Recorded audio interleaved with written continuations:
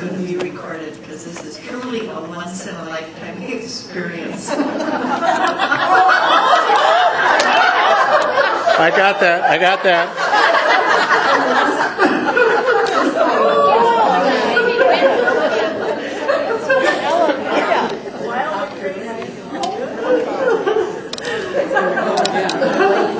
Do we have microphones for them to use? They've got their microphones on. The skit as we presented this afternoon is actually going to be done in segments, chronological order. And the first part of this was actually done 25 years ago. And it was a skit that was written by Eleanor and her sister Luella Nielsen for the 100th anniversary of Trinity Lutheran Church Women. So we're doing that part, and then we're going to shift gears a little bit. So I have the pleasure of being the narrator for this afternoon. September 20, 1890 was the beginning of the Church Women's Organization, which at the time was called the Ladies' Aid. Today we are attempting to take you back through time to show you some history. The ladies, Lena and Emma, are talking about the time around 1920. The first portion is an excerpt from a skit given at the 100th anniversary. Lena, are you going to Ladies' Aid tomorrow? Yeah, sure, Lena, I am, God willing. Isn't it nice to be able to meet in the new church parlors? Do you remember, Emma, when we started the Ladies' Aid back in 1890? Sure. Pastor Christensen put out an announcement in church that there was going to be a meeting at the home of Mrs. P.P. Jensen on Elizabeth Avenue, and they were to come there, and it was agreed there that they would meet with the women, and that they should, and then they constituted the beginning of the Trinity Ladies' Aid. And there was a big crowd, I understand. 44 women. Would you get 44 women in your house? I think some of them sat on the floor.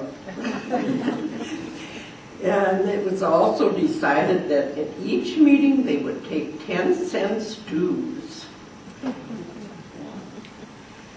I wonder if Mrs. Jensen had enough coffee and goodies for all those women. I'm sure she did. Trinity has been blessed with very good ministers. Remember how Pastor Taylor Peterson went around in his horse and buggy and brought the ladies to Ladies' Aid? Yeah. And the women worked hard and they had bake sales once a month and served chicken dinners and pancake suppers once a year. Buffed up for quite a few years, so there was even an annual bazaar. Yeah. I suppose that we will have to have a meeting to plan another way to make some money.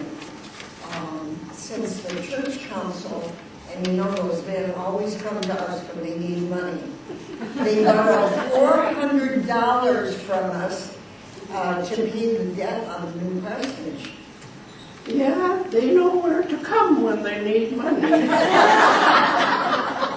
It was nice when we met in the Northside Bank. Those businessmen would come and they'd give extra money. And I'm glad that we don't have that booth at the fair anymore. It was fun at first, but it got to be a lot of work. Yeah, I remember when we rented space at the fairgrounds to have in a dining hall. Yeah. And we became famous for our chicken dinners. And the hall got too small and had to build on an addition. Who do you suppose butchered all those chickens? Oof, Did we have- I get hot and sweaty thinking about it. No freezers, no electricity. Do you suppose the men pitched in and helped? I don't know. The work proved to just be too much for us. And so we were glad when the American Legion came and wanted to rent it, and we were really happy to get the $25 rent for it.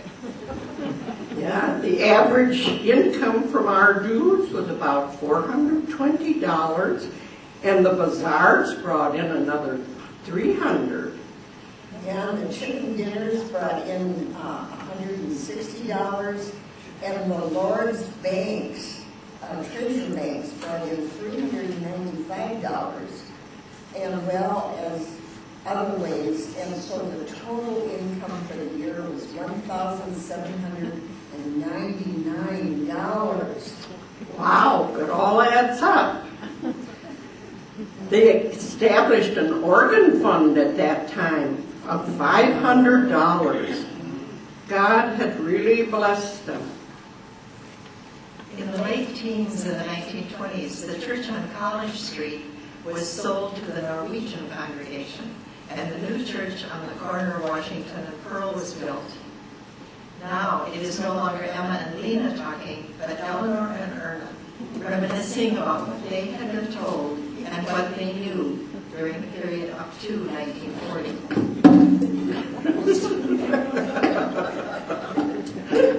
Oh dear.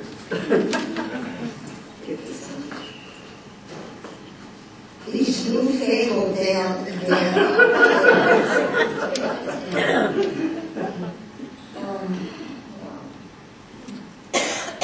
And so,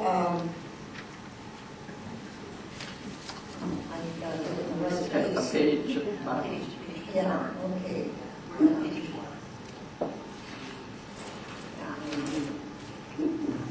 And so we were 84 members of the Ladies' Aid, and they still worked hard to make enough money so that they could buy things for the new church. Then the Dorcas Society was organized in March of 1915. They were the unmarried women, but not part of the Ladies' Aid.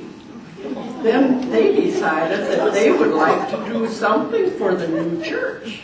Yeah, and it was decided that they would buy 2 of these large stained glass windows, and they're the Good Shepherd window and the Jesus knocking at the door window, and they needed to make some money because those windows cost $700. Couldn't buy them for that now. This organization later became the Priscilla Circle. You know, those beautiful Christmas on the Christmas tree yet are made by the members of that circle.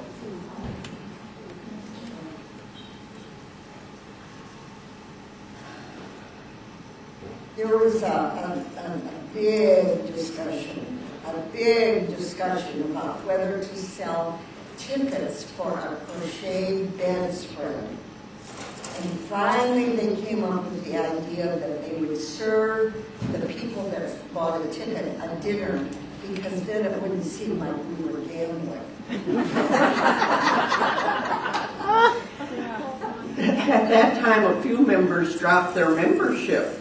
The dues had been raised to 15 cents, and they wondered if that was the reason, because it was the Depression and times were hard. It was. And then there were some that wondered if it was because some of the women thought they shouldn't be using so much stage in our meetings. Approaching the war years of the 1940s and shortly beyond, again the Ladies' Aid stepped up to the plate to do their part.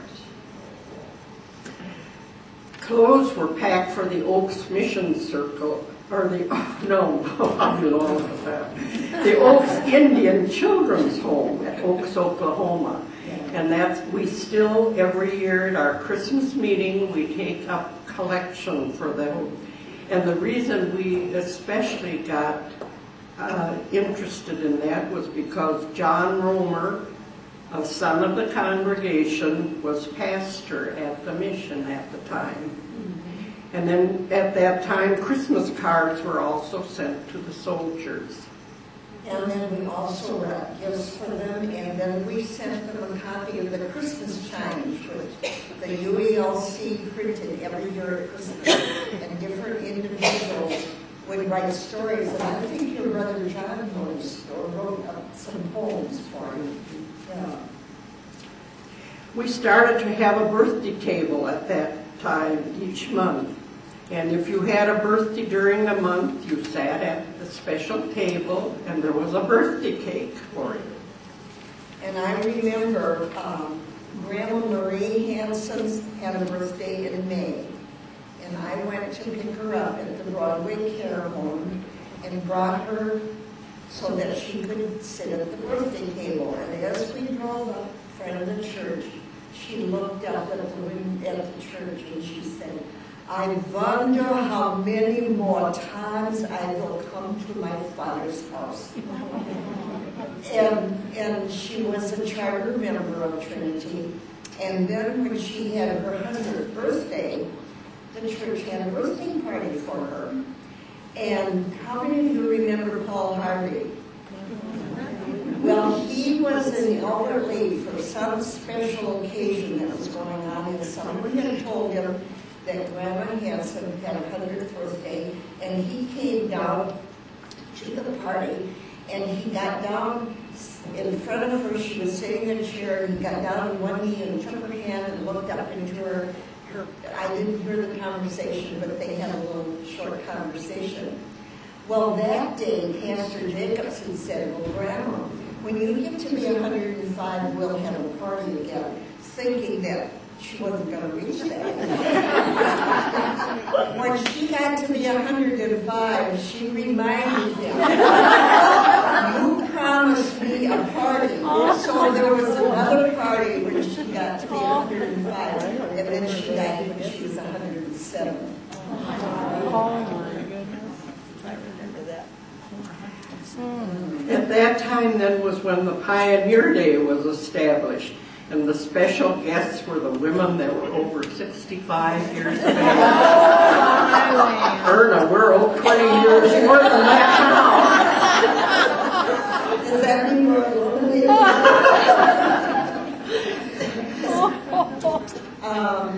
The Ladies' Aid also decided to buy an American flag and a Christian flag to be hung at the front of the church. And you notice on Sunday, they're still hanging there. And the church finally got a pipe organ. Yeah. I can't imagine how happy the organist was when she didn't have to play the old pump organ.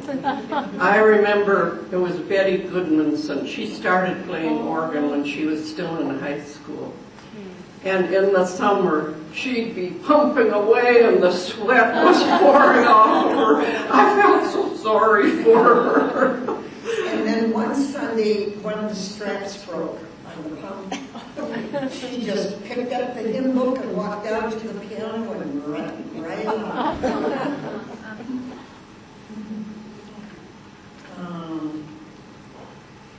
And then after we got the organ, remember John Larson's brother from Denmark was visiting, and he was an organist in a large church in Denmark, and he played a concert for us on our new organ.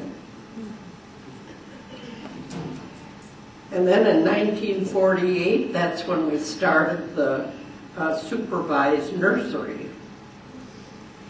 And then again, the church council, which was all men, came and had to get some money. They got $660 from us to pay the first and the last month's rent on the house for the displaced persons. And remember, we had a family that we sponsored, the John Loss's family from Latvia. And he was an artist. And we have one of his paintings in the fireside room. Then again, the women were packing boxes, and this was during the Korean War, and for Lutheran World Relief. And the women would meet once a month at the home of Mrs. J.P. Jensen and Helen Sorensen, and they lived on Sheridan Street. And they also mended clothes that were sent to Lutheran World Relief. And then in 1968, women came regularly to the church because they had gotten too big for their home. And by 1984, more than 10,000 quilts had been sent to Lutheran World Relief. And Helen Sorensen was in charge of that for many years, and she kept meticulous books. And when she would give her financial report at the end of the year, she would say, 10 cents found in the pocket of a coat, or 3 cents found in the pocket of a coat. She kept track of every single penny. Then in 1977, Trinity celebrated its centennial, and the women of Trinity again did their part in the big celebration. God has been a constant source and strength to our church women through all these years. And Trinity was honored to have one of the last conventions of the UELC, that was our old Danish synod. And the Ladies' Aid were in charge of one meal and coffee each day, and the convention lasted for a whole week. And the chairmen were Olina Mortensen and Meta Nielsen. Your mother. Yeah. And we as a family were a little bit concerned about that. These women didn't see very much eye to eye on things. And that's putting it mildly. And all to explain it, my parents came to Albert Lea in 1926. And being my father had immigrated from Denmark, they joined the Danish church. Well, most of you know my mother, and she wasn't one to just sit idly by. And Olina was already the big leader in the Ladies' Aid. And so anyhow, they were kind of, it seemed whenever there was an issue, they'd be on opposite sides. Yes, 3 things. My mother was an outsider, she was younger, and she was a German. But you know, they were determined that this convention was supposed to be a big success, and they worked real well together, and everything went well. And you know, from then on, they got along much better because they seemed to appreciate one another and what each had to give. 1960 brought a big change to our church.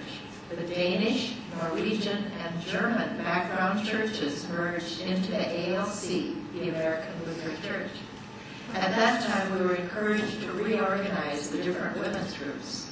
There had been mission circles. A new constitution was written, and it was decided that every woman that became a member of Trinity Lutheran would be a member of the women's organization. Yes, there were a lot of changes. All the mission circles, and they were numbered, and I know my mother was in number 5. What number was your mother? You don't know. I don't know. Anyway, they had to quit doing that. They were not going to be mission circles anymore. They were now going to be Bible study circles. And the Bible study was led by someone in the circle, the women. And it was also published in the church publication, and the name of the publication at that time was Scope, S-C-O-P-E. And we were no longer ladies' aid, but we were now women of the church. And there were, and Oh yeah, the circles were given names of Bible women. There were 16 circles back then. They were Anna, Elizabeth, Deborah, Esther, Eunice, Lydia, Hannah, as well as Martha, Mary, Miriam, Naomi, Rachel, Rebecca, and Sarah. And then that's when we began to have our annual Thankoffering dinner. But each circle planned their own meal, and members brought the food. Trinity Hall was filled with women, and it was really a big event. And then remember, we had those little boxes, little thank-offering boxes that we had in our homes. And when we were feeling thankful for something, we would drop coins into it. And I remember when my boys used to leave money in their pockets on laundry day, that money went into, they didn't get the money back, it went into the thank-offering day. In 1980 was when the soup and pie suppers were started. They became very popular, and it was a good way to be able to meet our budget. Much of the money went to Lutheran World Relief and Hunger and the church-wide church women. And then we began also making lefse. And it was always a good time of fellowship. And then we involved the men. Now they were going to start giving back to us. We've been giving to them so many years. And so the men help us also. And there was a time then that the women had 2 meetings a month. And the first meeting would be a business meeting and program, and the second would be the Bible study. And we no longer have our business meeting once a month, but we still sort of follow through that we have them 2 meetings and Bible study. And then it was cut back to once a month. The TLCW board met regularly, and they made a lot of the decisions for the organization. As more women were working outside the home, it was hard to have as many meetings, and the circle numbers were beginning to be cut. And then in the 70s, there was a remodeling of the kitchen, and then there was a big discussion. You know, I think, do you think the women ever had discussions about anything that they had? But that dishwasher was a big discussion because it was said, why can we justify spending all that money when there are so many hungry people in the world? But we got the dishwasher, and we were happy for that. Yeah, it's been a big help for us when we have our dinners or soup and pie or wedding receptions in Trinity Hall. A group of women got together once a month at the church to make quilts for the Lutheran World Relief. In 1980, there was another merger. This time it included Swedish background churches as well. We became an evangelical Lutheran church in America. It was good to have all the churches working in one direction. Yes, this did bring some more changes, but not as many as the first merger. And the women also now would get their Bible study from the Lutheran Woman Today magazine, and it provided our Bible studies for us. It was in '84 that the women started meeting here at the church for making quilts. Instead of, it got to be pretty crowded and hard to do it at the home. And all the quilts then, of course, went to Lutheran World Relief, as they do now, for most of them. Yes, the women would bring their sewing machines from home, and we would sew all day. But now we have the church women have bought their own sewing machines. Yes, women sewed quilt tops at home, and then they were tied and hemmed by the women on the sewing day. During that time, clothes were also collected and sent to Lutheran World Relief. And we also had Blanket Sunday, and the blankets were donated and sent also to Lutheran World Relief. It's a good time, and still is a good time of fellowship and putting the quilts together, and to see the beautiful quilts, and you can't help but think what a thrill it must be for those people who have nothing to get these beautiful quilts. In 1999, there was another renovation of Trinity Hall and the kitchen.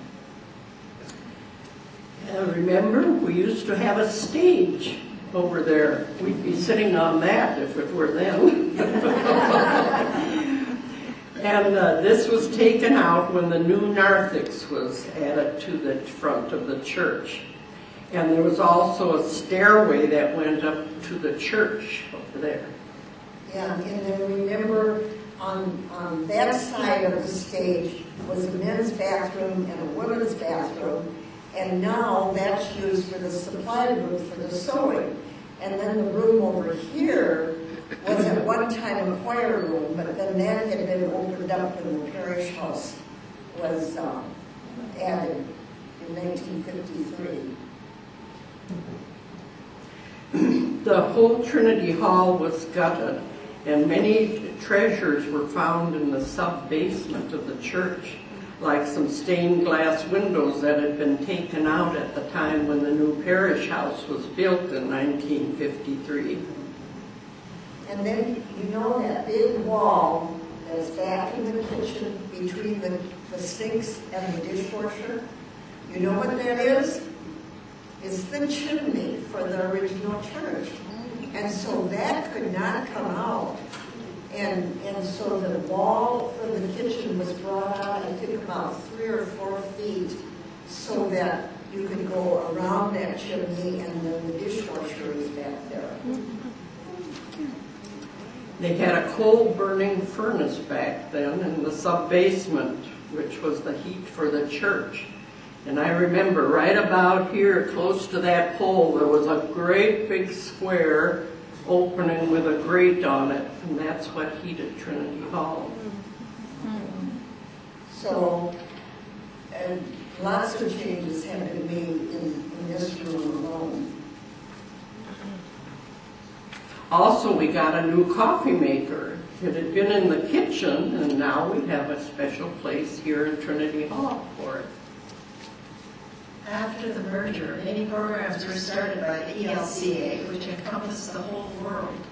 Programs that are in place today at Trinity are the Quilting Project, which gives quilts to LWR, the Salvation Army, Good Earth Village, and Okoji Bible Camp. Christmas offering is sent to the Oaks Mission in Oaks, Oklahoma. We have also begun a parish hall ministry, as well as an Undy Sunday. The Women's Magazine is now called Gather. Today we have sent 16,482 quilts and blankets since 1968 to Lutheran World Relief. Once again, that number is 16,482. That does not include the quilts we give to the Salvation Army. There have also been various quilts kits to assemble, like health, layouts, school kits. To date, we have sent 7,962 of these to Lutheran World Relief. Yes, the women of Trinity have always been very generous in doing things for many causes. In recent years, we have made more changes. We now have a general board meeting in January, a salad luncheon in April. We discontinued the Pioneer Day luncheon and now call it a Heritage Luncheon to honor all the women of Trinity. We have our Thankoffering dinner in November, which is today, what we're having, and a general Christmas meeting in December. Weren't you married in December? Yeah. What day? December 26th. 1948. And what was the weather like that day? I think you know. It started out a beautiful day, but about mid-morning, around 10 o'clock, snow started coming down. It came down and down and down like a blanket. And then it was an evening wedding, and by the time the reception was over, which was here in Trinity, the wind had come up also. So Don had enough forethought when he saw all the snow, so he went up to the Albert Hotel, which was just a block away, and reserved a room. We had planned to leave to go out of town. But so anyhow, after the reception, we walked up the middle of Broadway through about a foot of snow. And back then, in the wedding write-ups, they always told what the bride wore for going away. Well, my sister was doing the write-up, and she teased me. She said, "I'm going to write in there, you wore knee-high boots and a Trinity dish towel around your head."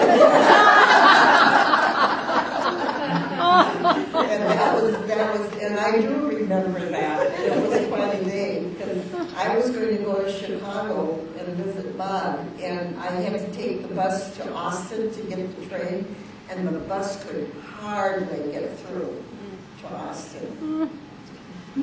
Well, Elmer, it's been so much fun to sit here and visit with you and remember things.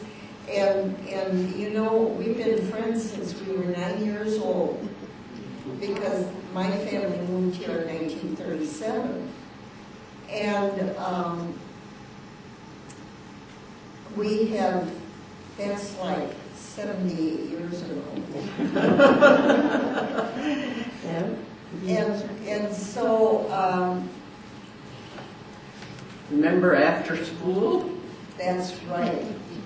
After we went to high school at Central High, and on Ladies' Aid days, we would walk down after school and have lunch with the ladies. And so we've been kind of involved with church women since we were teenagers. And I don't think they minded too much. Maybe they knew someday we would be members running the Ladies' Aid. Well, they always welcomed us with open arms, so I guess that worked out fine. Yeah. Well, at this Thankoffering dinner, it seems it's only appropriate that we thank God for His constant help and source of strength and guidance for 125 years. And also for all the women of faith that have been involved and have kept the Ladies' Aid, or as it is now, the Women Church today, the women of the church going. And all praise and thanks be to God.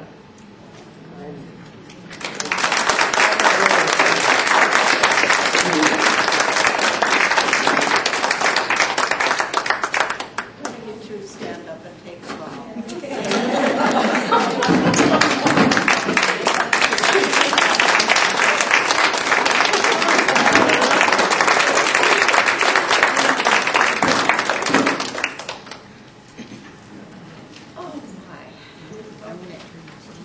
Back to ordinary. And ordinary. Thank you so much. It was so much fun listening with them as they put this skit together and listening to their memories.